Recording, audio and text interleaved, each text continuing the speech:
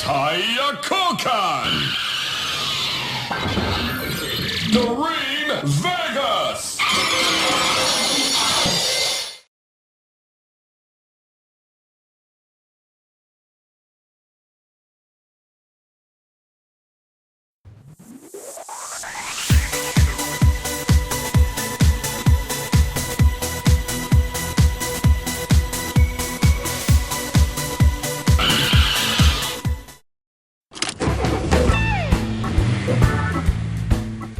They're really throwing Shinosuke's forms at us. I mean, it's not just shift cars anymore. Now we have, after that hit, we now have type formula ready. It's just episode 23, goddammit. What about Mech, anyway?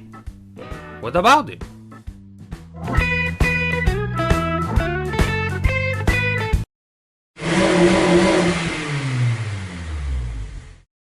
Last episode we had the final battle of Chase versus Drive, except, oh my god, Chase isn't dead! But the executioners don't know that, and Medic is not exactly that good at comforting people, or road mutes. Heartless bitch. In the meanwhile, Kiriko has brought the injured Shinigami to an abandoned hospital. She also convinced the Mad Doctor to heal him in secret. At the same time, a team of artificers fail to stop a bomb which destroys a monument. It's not ISIS though, but a serial bomber. A serial bomber whose bombs are invisible, which is why the case was brought to the SCU. And before Shinosuke can wonder why Kiriko was so unusually late, a call arrives. Another bomb threat has arrived. Shinosuke and Kiriko seek out to go for help in locating the bomb, but Mac isn't feeling up to speed because he wasn't the one to beat Chase. Shinosuke finds someone in the middle of the sealed off zone recording with his phone, and he lets him go. Because he's not suspicious at all. And wouldn't you know, the bomb was on the Ferris wheel the guy was staring at! Wow, what a coincidence! Also, Go was knelt right on it when it went off. Talk about bad luck. A Rodmute appears, not happy about the lack of boom, and Shinosuke attacks him, only to be struck by an invisible force, over and over again, which makes him unable to fight the Rodmute in front of him properly, and Go is too injured to help. But in the aftermath, Shinosuke recovers a dart, which I guess explains what was going on. It's not a bomber, it's a sniper. But of course the episode won't reveal that yet, and I'm more interested in the new shift cars for Type Formula and Go feeling useless, since Drive is now far above him in power. Also, Tomari summons the guy he met at the amusement park. He's a high school student and he was at all 4 crime scenes, and there's going to be 4 more, all at the same time. But fortunately, an offhand comment from the kid gives Shinosuke the hint he needs to track the Rodmute down. And to figure out, like I said, that he's a high-speed sniper. With that in mind, they just had to calculate a location from where he could shoot all targets simultaneously. And now, as Go said, it's time for some revenge.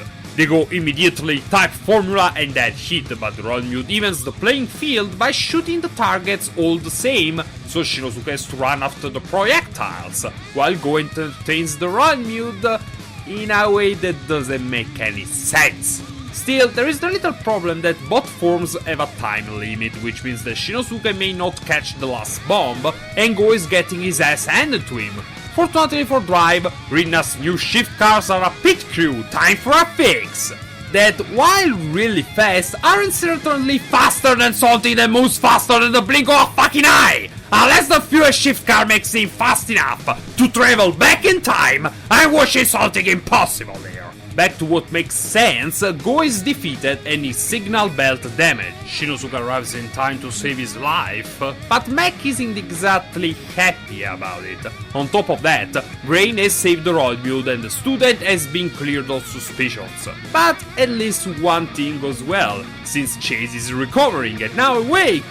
Before continuing, let me say that Grand Prix stole this line from JoJo's Bizarre Adventure. Stardust Crusaders to be exact. Moving on, it's a competition between Brain and Medic on who's more useful to Heart. And call me an idiot, but I bet on the guy who's preserving my allies. And speaking of allies, Chase is going from awakened to confused. He tried to kill the whole team, but Kiriko not only saved his life, but is also keeping his survival a secret. Speaking of the other good guys, Shinosuke is stalking the high school student. Rina has fixed Ghost Belt, but well, he's begging on his knees for a way to be stronger, so you can guess how he's feeling. And speaking of feeling, why is the resurrected Rodmu now going after his human host? Why is the human host suddenly not into the game of bomb pranks anymore? What happened off screen? He was still smug and smiling last episode. An answer to the first maybe brains modifications, but the latter? Meh. Anyway, Go goes to confront the resurrected Rodmu, and if he was at match before, figure now that Sniper here is upgraded with the brain's toxic abilities.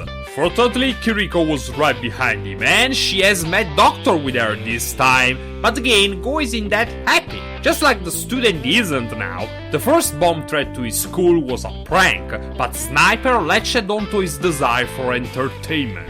And I can't help but wonder if another Rodmu will latch onto Go's desire to get stronger. But Belt-san explains that just like Drive, the max system depends on the user's state of mind. Rina is probably working on something for him, but unless he calms down... Now comedy! Sniper sent a threat to blow Takuro up just as the captain cuffs himself to him. And of course, whoops, I lost the keys. But anyway, someone tell me who the actor for Takuro is, because he's pretty good.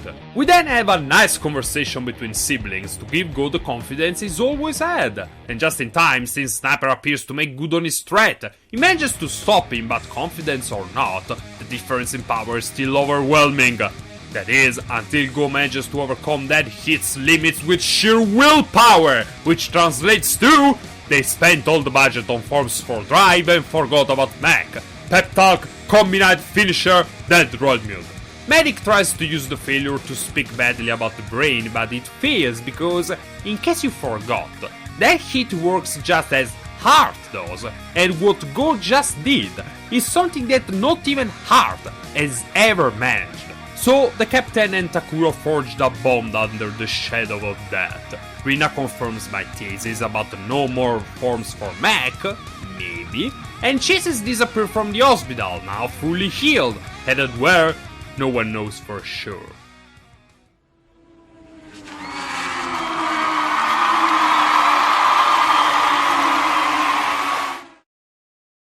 They really dropped the ball with this one. I mean, not completely, but...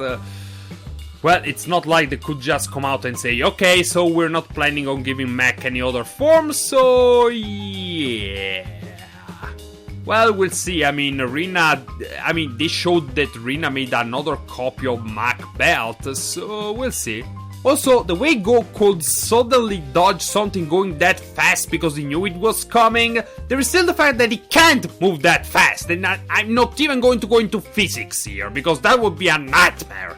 The whole mini arc to get Mech to accept that he's not going to get other transformations was pretty average, and Chase was in it too little, but after all those episodes focused on him, I guess he deserves a little bit of rest.